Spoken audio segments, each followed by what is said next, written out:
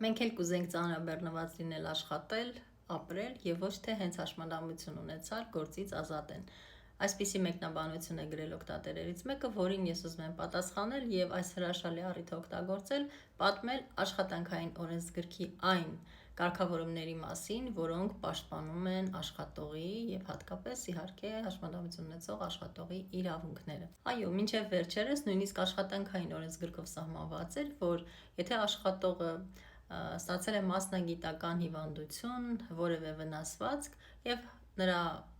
դեպքում սահմանվել է հաշմանդամություն, ապա մարդուն կարելի է ազատել աշխատանքից։ Իմ նախաձեռնությամբ Ազգային ժողովը ընդունել է աշխատանքային օրենսգրքում փոփոխություններ եւ լրացումներ կատարելու մասին օրենք եւ այսպես ինչ է սահմանվում այժմ գործող աշխատանքային օրենսգրքով։ Եթե աշխատողը ստացել է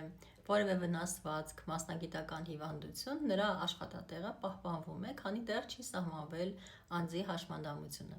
Հաշմանդամությունը սահմանելուց հետո մարդուն աշխատանքից կարելի է ազատել միայն այն պարագայում, եթե կա տվյալ աշխատանքով զբաղվելու հակացուցում եւ այդ մասին կա կոնկրետ հանձնաժողովի եզրակացություն։ Այսինքն, եթե չկա նման եզրակացություն, որ մարդուն հակացուցված է այդ կոնկրետ աշխատանքով զբաղվելը, չի կարելի եւ օրենքով արգելված է նրան աշխատանքից ազատել։ Հաջորդ կարգավորումը. հաշմանդամություն ունեցող անձ ճանաչվելուց հետո աշխատողը կարող է դիմել գործատուին իր աշխատանքային պարտականությունների պատշաճ կատարման համար խելամիտ հարմարեցումներ ստանալու համար։ Այսինքն, որպես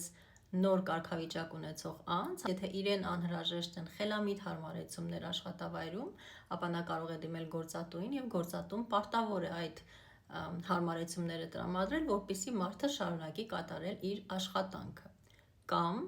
իրեն տեղափոխեն այլ աշխատանքի, որը ավելի հարմար կլինի իրեն,